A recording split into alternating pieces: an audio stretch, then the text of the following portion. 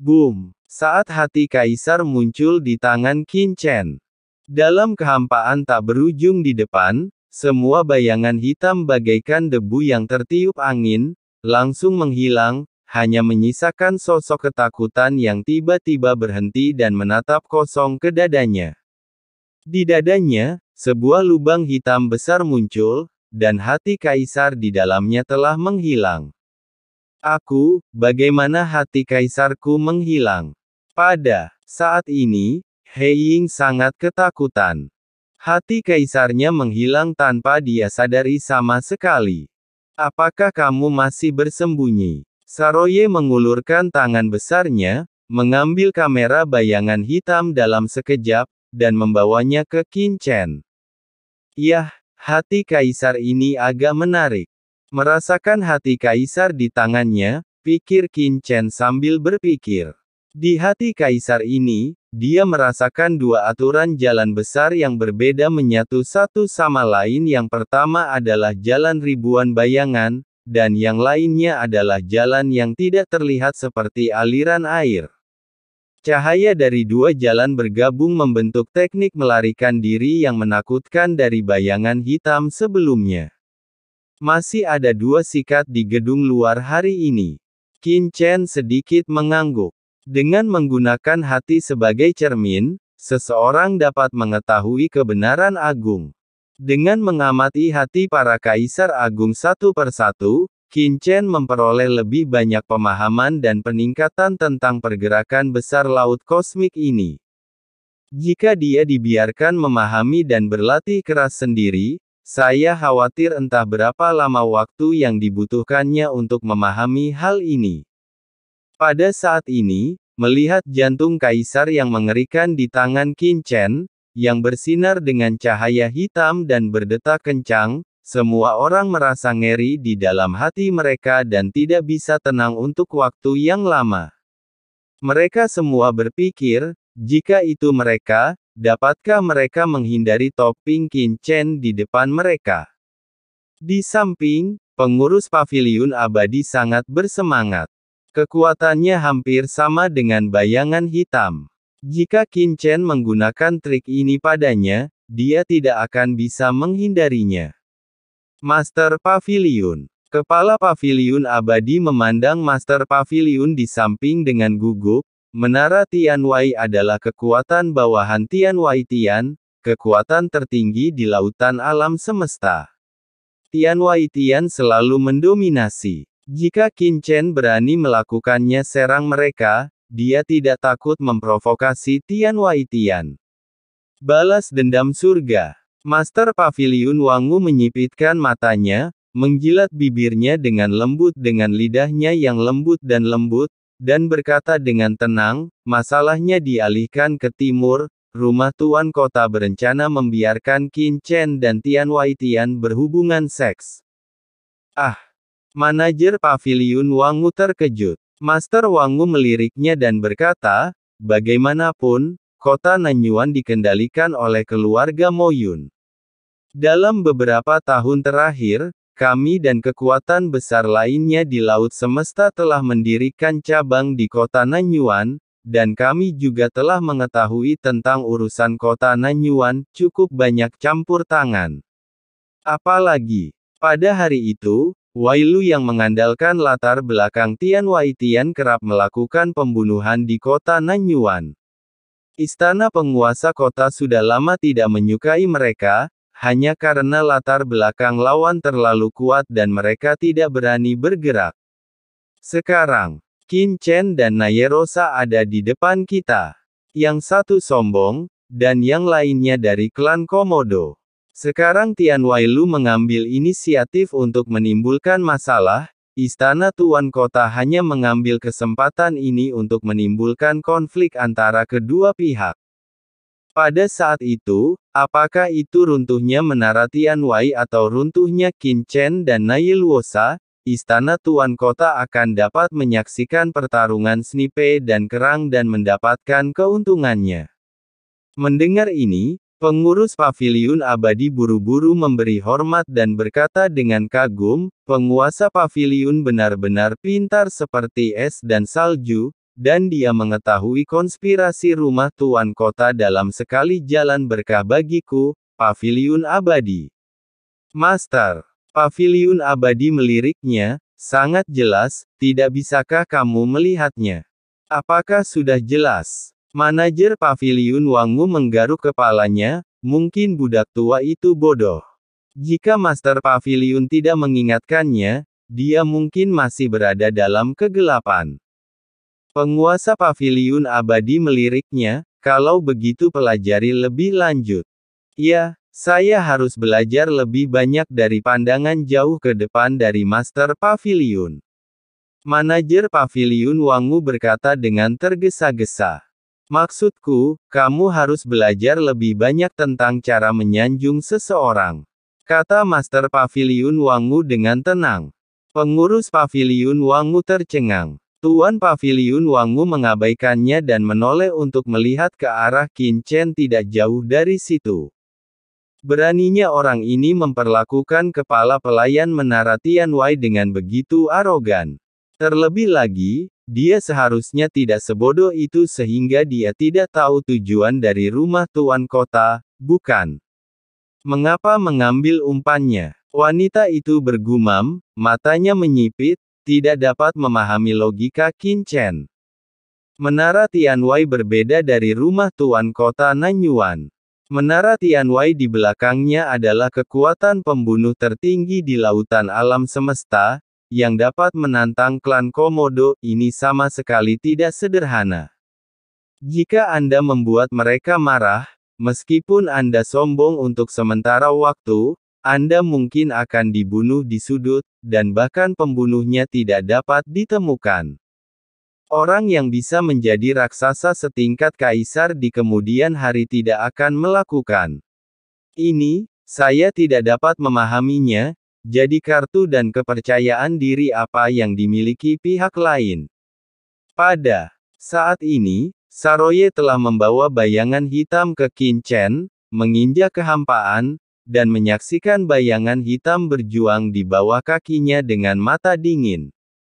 Orang tua, apakah kamu masih berani lari? Saroye mendengus dingin, lalu menggunakan kaki satunya untuk menahan bayangan. Mengambilnya dan melemparkannya ke dalam kehampaan. Apakah orang ini pembunuh yang dikirim oleh gedung Tianwei Anda? Ying Yi kehilangan hati kaisar dan lemah dalam hal ini saat ini, dia terlihat sama.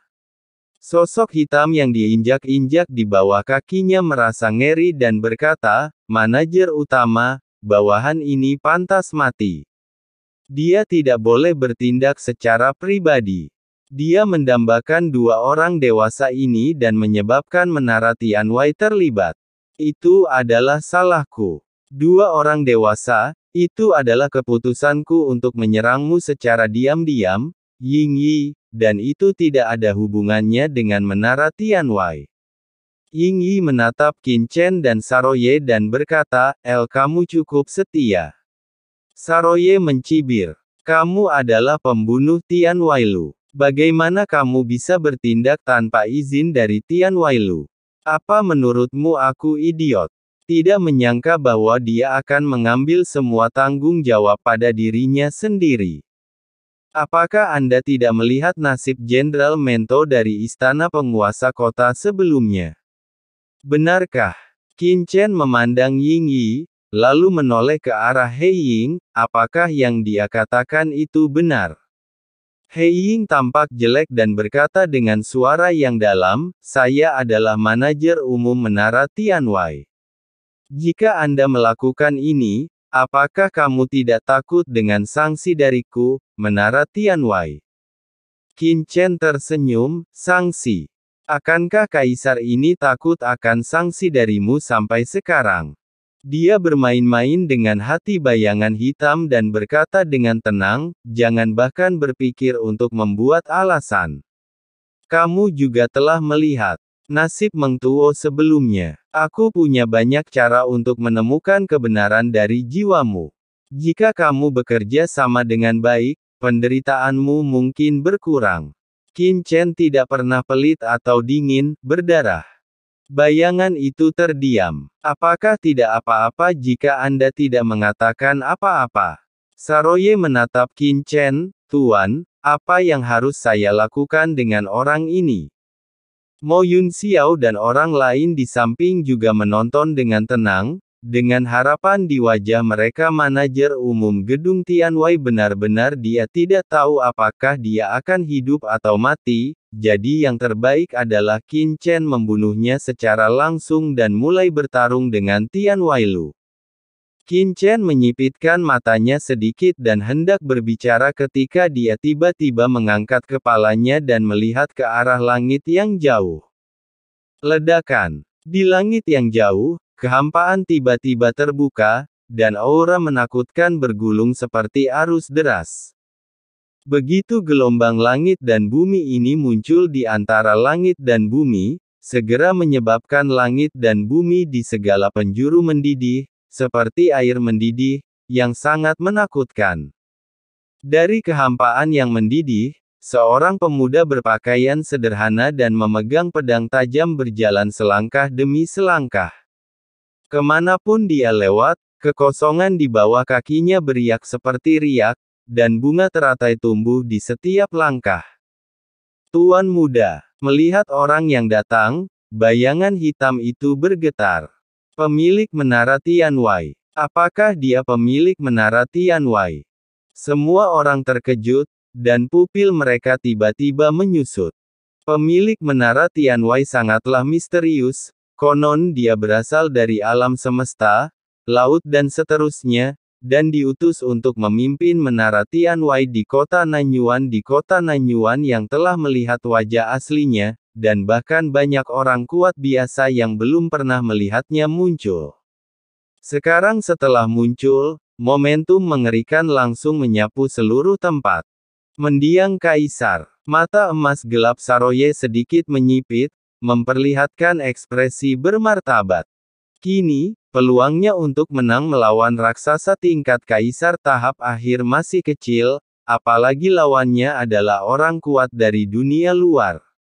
Ketika Master Pavilion Tianwei datang ke lapangan, pertama-tama dia melirik orang-orang kuat seperti Master Pavilion Abadi dan Mo Yun Xiao, lalu menatap Saroye, dan akhirnya matanya tertuju pada Qin Chen.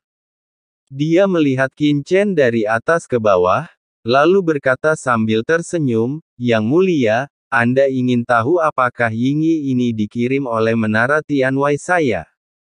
Qin Chen hanya memandangnya dengan ringan dan tidak berkata apa-apa. Pemilik gedung Tianwei tidak marah saat ini, dan berkata sambil tersenyum, "Saya dapat memberitahu Anda bahwa Yingyi ini memang pembunuh gedung Tianwei kami, dan dia juga dikirim oleh gedung Tianwei kami." Semua orang di sekitar terkejut, dan mereka tidak menyangka hal tersebut. Poster dari Tianwei justru mengakuinya secara langsung. Tuan muda, bayangan hitam itu tidak bisa menahan gemetar. Pemilik Menara Tianwei tidak menganggapnya serius, dan hanya terus tersenyum. "Alasan Menara Tianwei kami mengirim Yingyi adalah karena Ketua Zuo dari Masyarakat Tengkorak dan Tulang mengeluarkan misi untuk berurusan dengan Anda di Menara Tianwei kami. Sebagai organisasi pembunuh, Menara Tianwei kami jika seorang tamu mengeluarkan misi, wajar saja jika mereka menyelesaikan masalah. Apakah menurut Anda apa yang saya katakan masuk akal? Itu benar-benar misi yang Anda berikan?" Saroye menginjak Presiden Zuo School, yang telah kehilangan hati Kaisar, berkata dengan dingin. Wajah Presiden Zuo Gu sepucat kertas, tapi dia tidak mengucapkan sepatah kata pun, tapi ekspresinya penuh kesengsaraan. Qin Chen memandang pemilik Menara Tianwei dan benar-benar mengangguk, "Apa yang Anda katakan memang masuk akal. Jika Menara Tianwei Anda dapat menyelesaikan tugas, tidak ada yang akan mengatakan apapun. Sayangnya, orang-orang Anda melewatkannya, jadi bagaimana Anda menyelesaikannya?" "Haha, itu mudah untuk diselesaikan."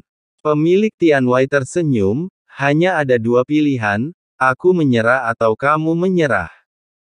Tetapi melihat postur tubuhmu, tidak mungkin kamu menyerah. Dia juga tuan tanah yang dikirim oleh Tianwei Tian ke gedung Tianwei ini. Dia masih harus lebih ramah muka. Sepertinya tidak pantas untuk menyerah secara langsung. Jadi kita hanya bisa bersaing dengannya.